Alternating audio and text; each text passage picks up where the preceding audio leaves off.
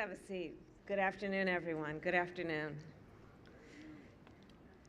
President Joe Biden, members of Congress, members of our administration, friends, and fellow Americans.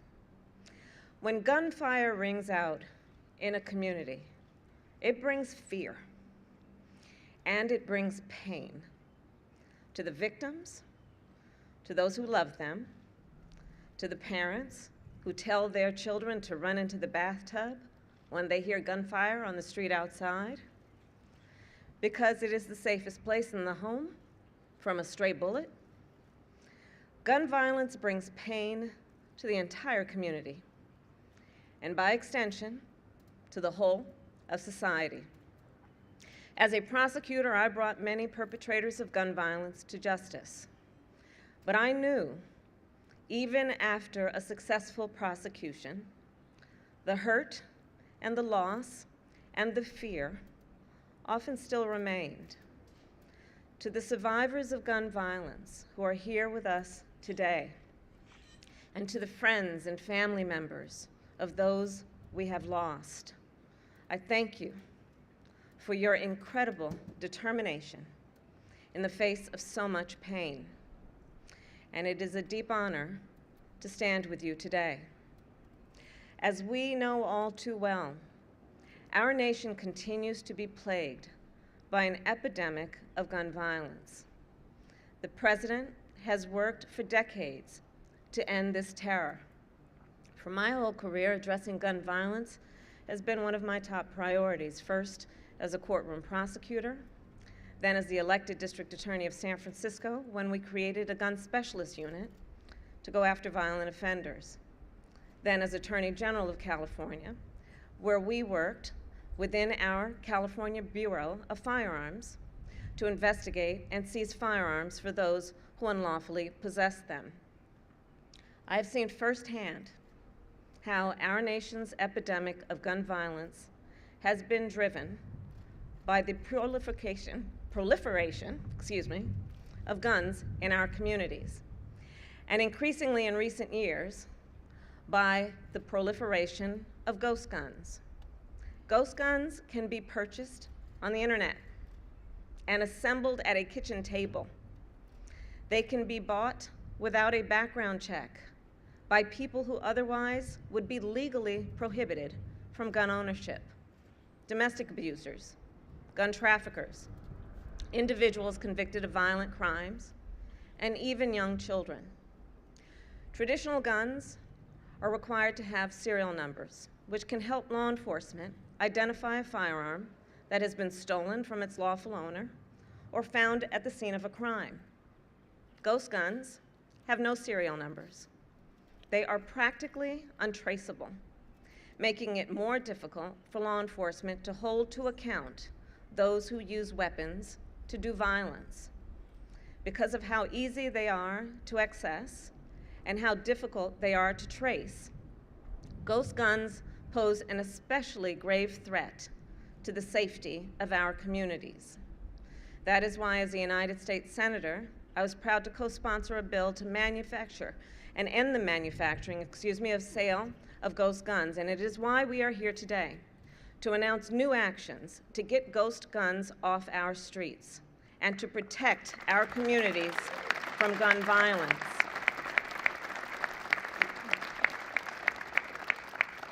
The Department of Justice plays a critical role in addressing gun violence in our communities, and the actions we are taking today would not be possible without their partnership. So I'm proud to now welcome a leader who has spearheaded much of the department's work on this important issue, Deputy Attorney General Lisa Monaco.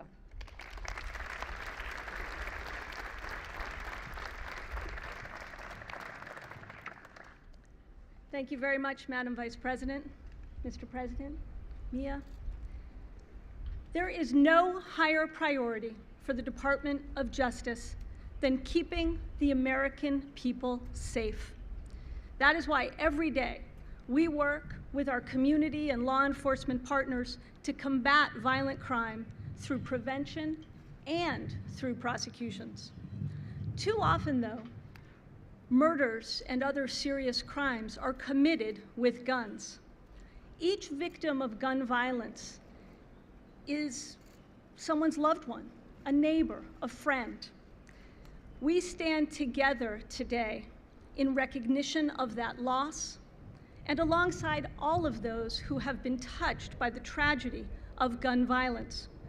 We also stand together with resolve and with hope for the future. Just over 1 year ago, the President, the Vice President, and the Attorney General stood in this very spot to announce new steps to curb gun violence.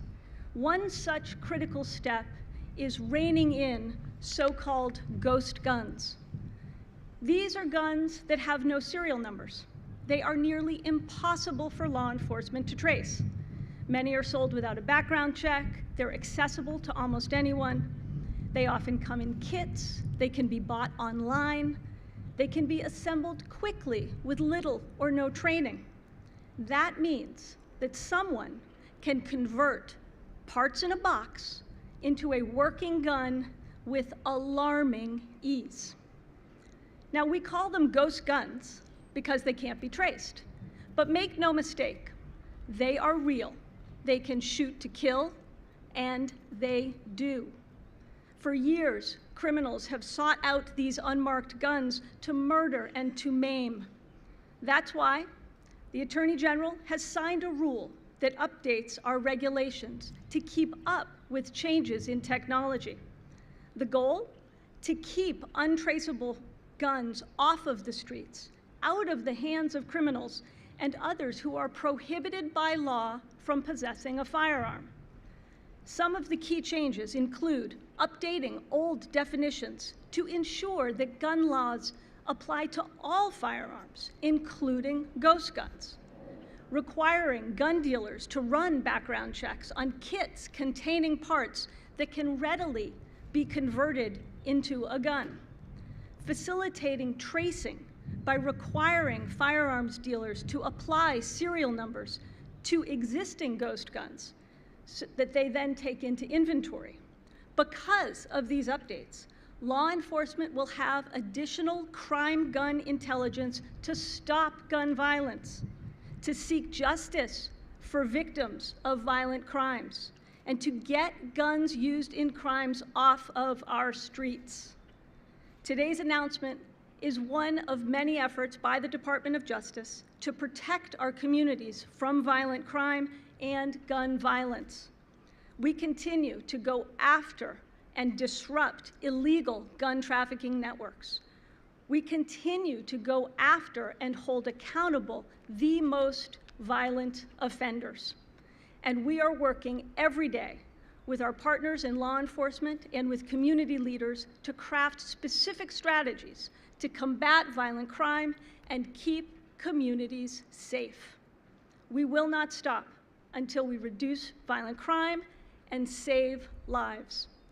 As the Attorney General has said, the department will continue to apply every single tool at our disposal to fulfill that obligation.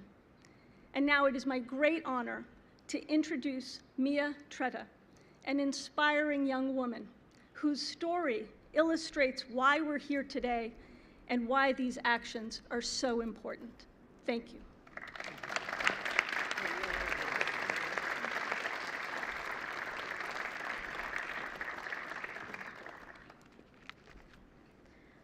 Thank you so much, Deputy Attorney General.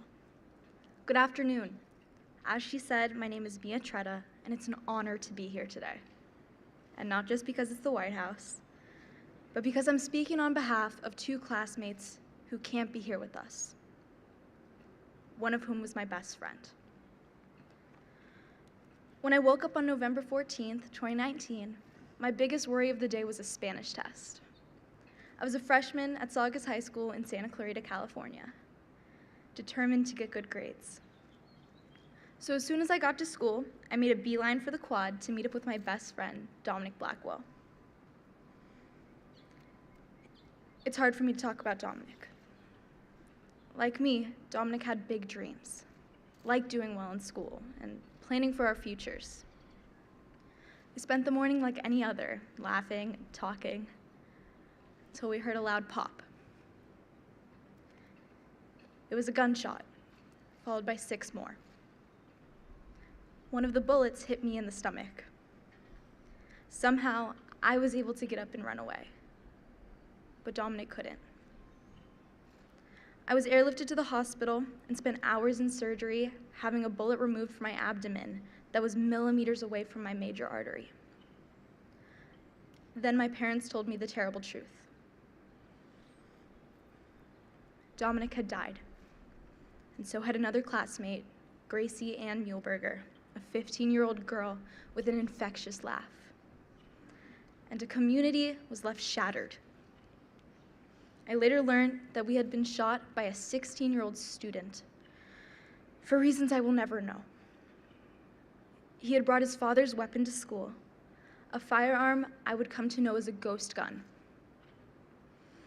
Ghost guns are untraceable, build-it-yourself firearms that look like a gun, shoot like a gun, and kill like a gun, but have not been regulated like a gun. I've also learned that as a student, I don't just have to worry about Spanish tests, but about my life. School shootings with ghost guns are on the rise. And the most lasting thing I have learned, other than the loss of friends or the shattering of my youth, is that nothing has relieved the pain in my heart like working to prevent more senseless shootings.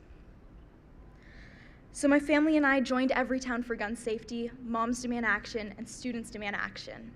And we worked with thousands of other young activists and survivors to prevent more things like this happening. They turned my pain into progress. And that's why we're here today, celebrating progress, life-saving progress.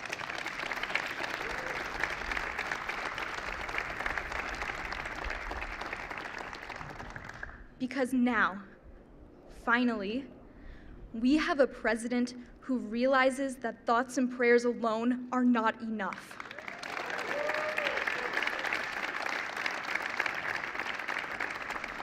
A president who has been standing up to the gun lobby for decades and winning.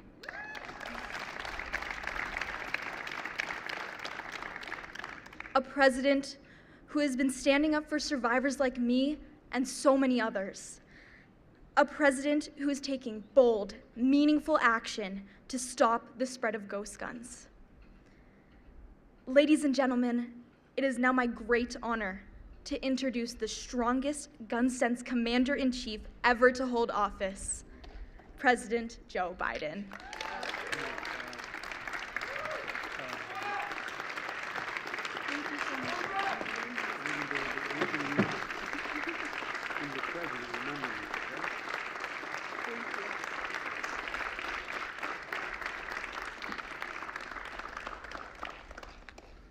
Wow. Thank you, Madam Vice President, Deputy Attorney General Monaco.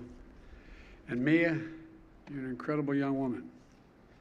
We spoke for a moment inside the Oval Office, and a lot of people here who have lost someone, and too many here have lost someone, know that no matter what the occasion, how celebratory or not it is, when you have to repeat it, you relive it like it just happened a moment ago.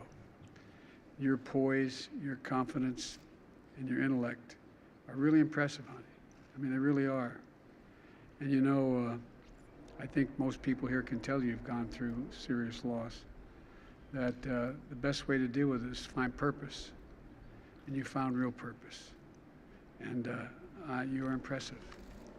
And thank you for sharing your strength, for helping us remember your friend Dominic Blackwell and Gracie Muehlberger. You know, Dominic and Gracie's parents are with us today. Are you prepared to stand up? If I don't want to embarrass you, but would you stand up?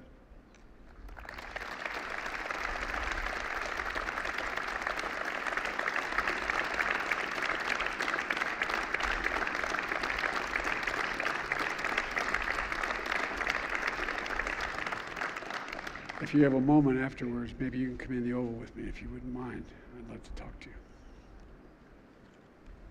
Frank and Nancy, Brian and Cindy, everyone here, as they say, feels your pain a little bit, particularly if they've suffered a serious loss.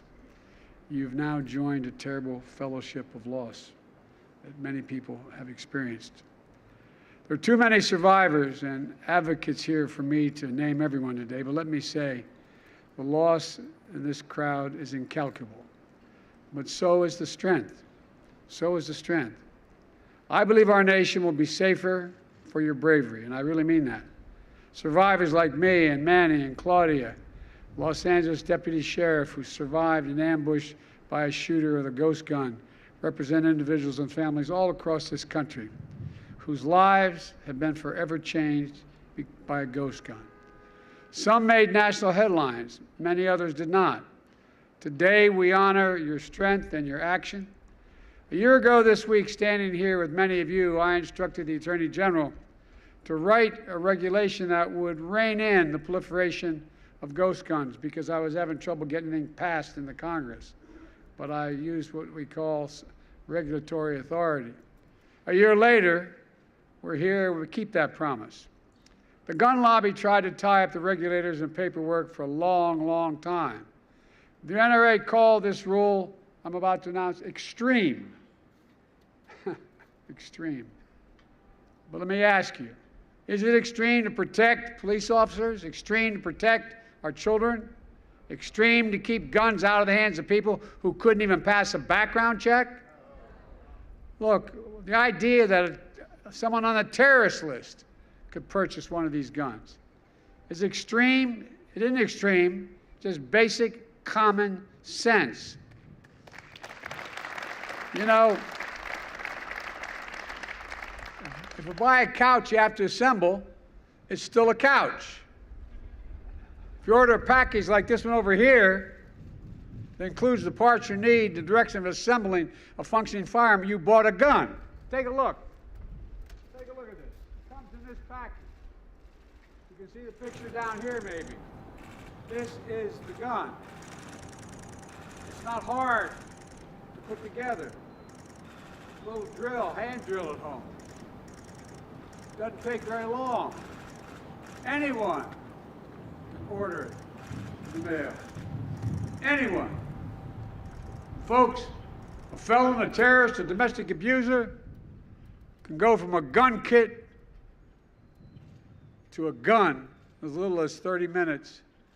Buyers aren't required to pass background checks because guns have no serial numbers, these guns.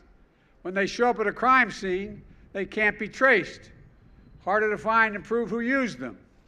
Meaning you can't connect the gun to the shooter and hold them accountable. In fact, the ATF reports that they've been able to trace less than 1% of ghost guns reported by law enforcement. And so it makes sense that police across the country are increasingly finding ghost guns at crime scenes. And by the way, ghost guns can be, quote, rifles, essentially assault weapons as well. This is just one version of the kit you can buy. Last year alone, law enforcement reported approximately 20,000 suspected ghost guns to the Bureau of Alcohol, Tobacco, Firearms, and Explosives. That's a 10-fold increase in these ghost guns from 2016. 10-fold in 5 years. These guns are weapons of choice for many criminals. We're going to do everything we can to deprive them of that choice. And when we find them, put them in jail for a long, long time.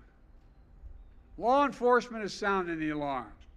Our communities are paying the price, and we're acting. Today, the United States Department of Justice is making it illegal for a business to manufacture one of these kits without a serial number.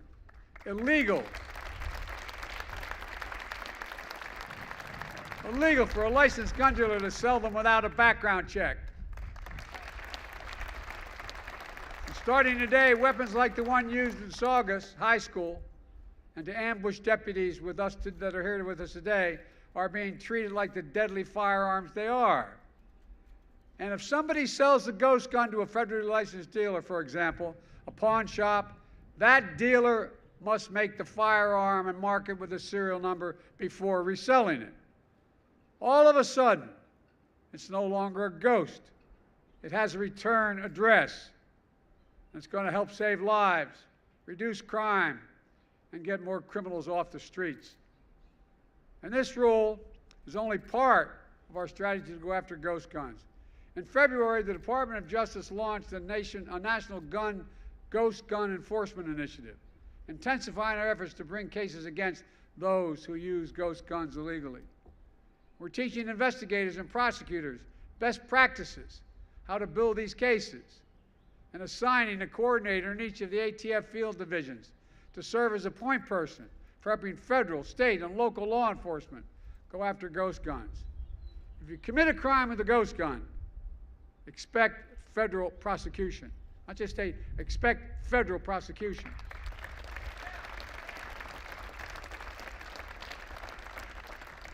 This rule is an important step. It's going to make a difference, I promise you. And there are a lot of other things we know work to reduce gun violence and other violent crimes and save lives. That's why I put together a comprehensive strategy to supercharge what works while continuing to push Congress to act on sensible legislation to prevent gun violence. In addition to today's rule, we're working on 4 areas. First, we're going after rogue gun dealers. The last time we had data on this was more than 20 years ago. 5% of gun dealers sold 90% of illegal guns found at crime scenes. 5% sold 90%.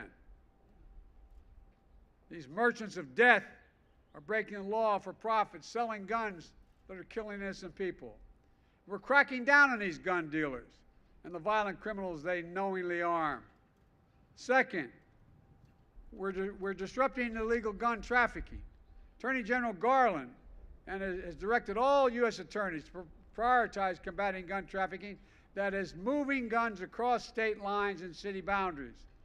The Justice Department is surging prosecutorial resources to help shut down these trafficking corridors, including the one known as the Iron Pipeline that funnels weapons from gun shops in states like Georgia to crime scenes up and down the East Coast.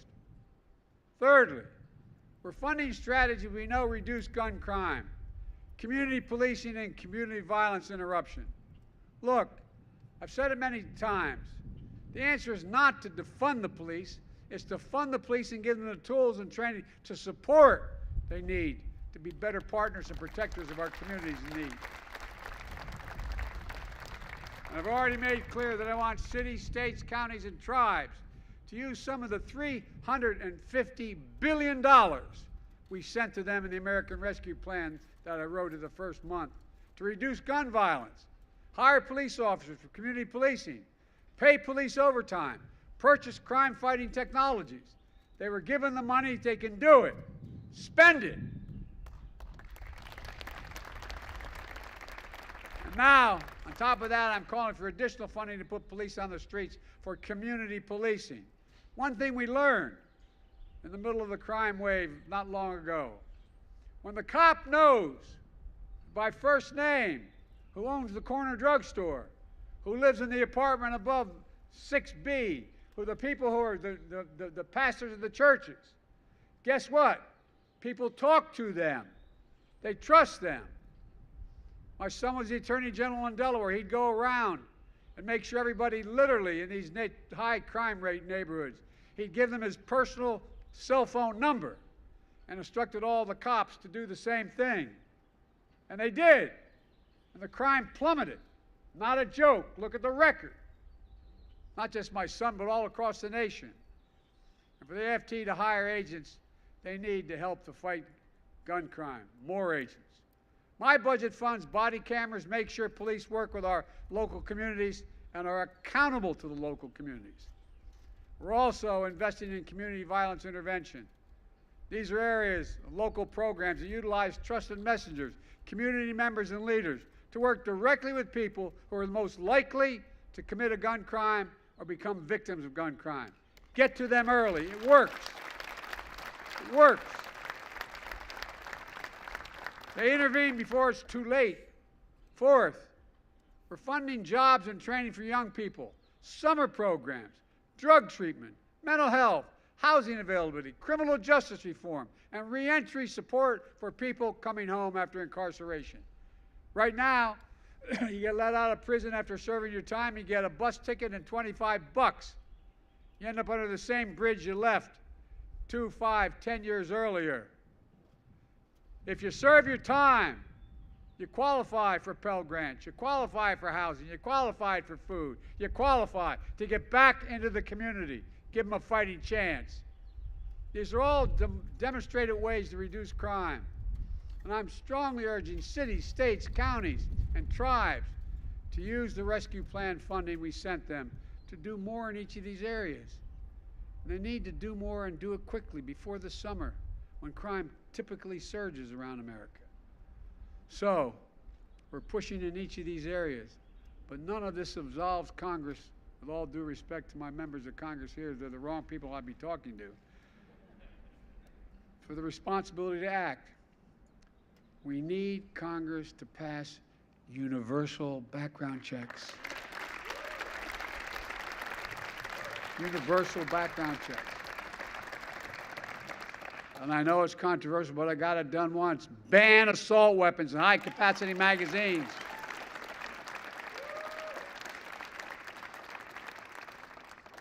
I was getting criticized when I first passed this law when I was a senator. And guess what? I was down in southern Delaware, do a lot of hunting and fishing down there. And I was walking up one of the creek beds. And the guy standing there said, "You want to take my gun?" I said, "I don't take your gun." He said, "Well, you're telling me I can't have more than the next number of bullets in my gun." And I said, "What do you think the deer you're hunting or wear Kevlar vests? What the hell you need 20 bullets for? You must be a hell of a terrible shot."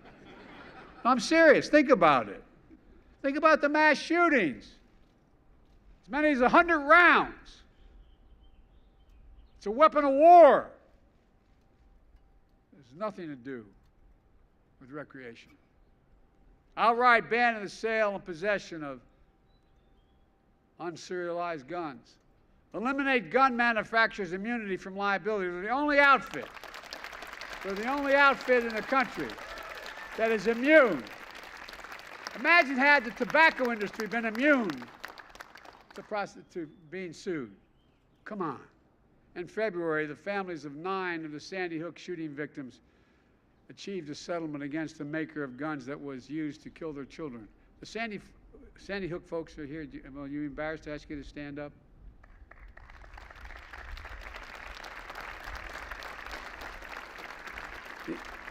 These folks right here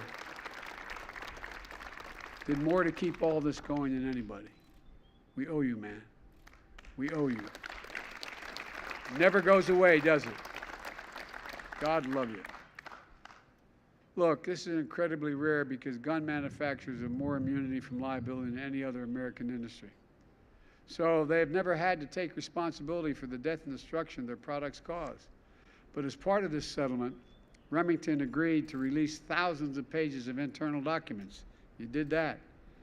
And here's why it's so important. Remember, it wasn't until we saw the internal documents that we really understood what cigarette manufacturers are doing to our kids and our families. Now, we may begin to see what gun manufacturers are and are not doing when it comes to making and marketing their deadly products. And by the way, it's going to sound bizarre. I support the Second Amendment. You have a right. But from the very beginning, the Second Amendment didn't say you can own any gun you want, as big as you want. You couldn't buy a cannon when, in fact, the Second Amendment passed. And certain people from the very beginning weren't allowed to purchase guns. It's nothing new. It's just rational. Look, this should be just a start. We need to repeal the liability shield of gun manufacturers and finally hold them accountable for false advertising and many other things they do. There's one more action I'm taking today. There's only been one Senate who's confirmed the Director of Bureau of Alcohol, Tobacco, Firearms, and Explosives in the Bureau's entire history. It used to be didn't require Senate action when I first got to the Senate. But it's only been one since it became required confirmation. This is an agency whose mission is to protect communities from violent criminals, illegal trafficking of firearms, acts of arson and bombing, and a lot more. The mission of this agency isn't controversial, it's public safety. Today, to lead and support the dedicated men and women of the AFT, I'm proud to nominate Steve Dittelbeck. Excuse me, I mispronounced your name. As Director of Bureau of Alcohol, Tobacco, Firearms, and Explosives. Steve is immensely qualified. He served the Department of Justice for 2 decades. He worked side by side to support the work of federal, state, and local law enforcement, including AFT agents. And one of those was his case he was personally tried as a U.S. attorney, where the serial arsonist firebombed the courthouses and police headquarters in Mansfield, Ohio. For his work, Steve got death threats, but the defendant got 60 years. Steve also partnered with the community leaders and law enforcement to help prevent violent crime. He's worked with the police to combat domestic extremism and to take violent criminals off the street. Steve's record makes him ready on day one to lead this agency. And by the way, in 2009, the U.S. Senate unanimously confirmed him to serve as U.S. Attorney. I look forward to working with the Senate to get him confirmed once again. With what I know about him and why I'm so enthusiastic about supporting him, I'd like to introduce my nominee to lead the AFT to you, all of you. Steve, come on up here.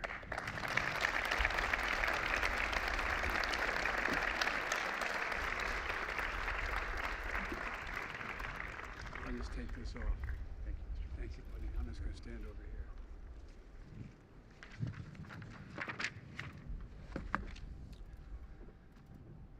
Thank you, Mr. President. Thank you, Vice President Harris, for your leadership in protecting the people of this nation and for placing your trust in me to become the next director of the ATF. Thanks. Thank you also, Deputy Attorney General Monaco, for all that you and Attorney General Garland continue to do at DOJ to make our nation safer. And thank you, Mia, for your incredible inspiration and courage, not just here today, but all over this nation. Thank you. I also want to thank my incredible, supportive, and often patient family who are here. My wonderful wife, Carol, and my children, Allie and David, please.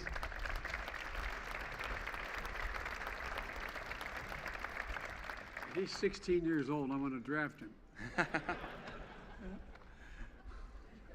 Is there an agent in the house? But seriously, most especially today, I want to thank the men and women of the ATF. You know, I started as a career prosecutor back in 1992, and I have spent 3 decades watching and admiring agents and staff at the ATF, along with its federal, state, and local law enforcement partners as they work tirelessly and courageously to protect the American people. I would also say they work in anonymity, but that would not be completely true. Because sadly, one thing I've also seen over the years is that the ATF often does work in anonymity when its agents are out there risking their lives to protect us, only to be thrust into the public eye when it's time for criticism. You know, law enforcement is a very tough job, and no person and no agency is perfect. But the President is right. The men and women of the ATF and the public that they protect deserve better support from us.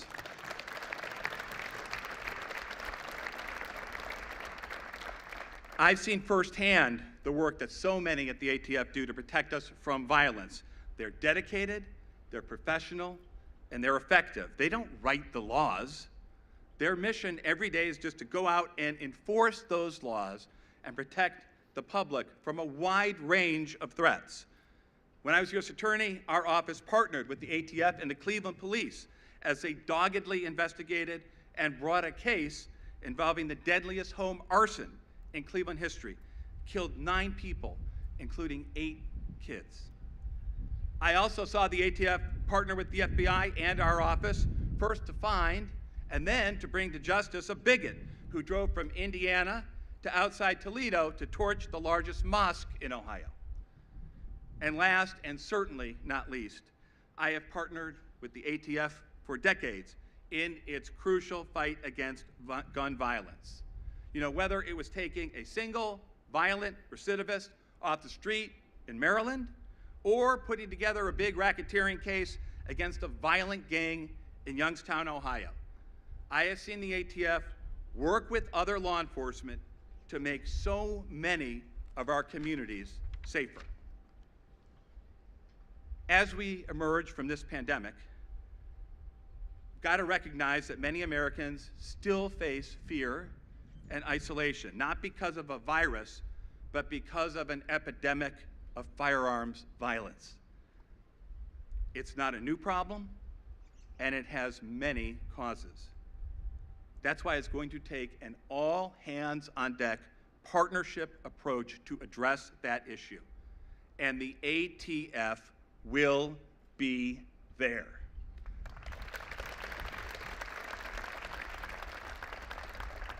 If confirmed, I promise to support the men and the women of the ATF and to do everything in our power to protect the people of this nation every single day. Thank you.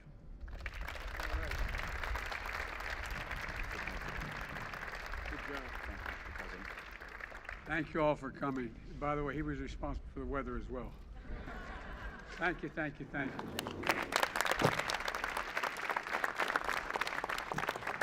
Ladies and gentlemen, please remain in your seats as the President and Vice President depart. Thank you.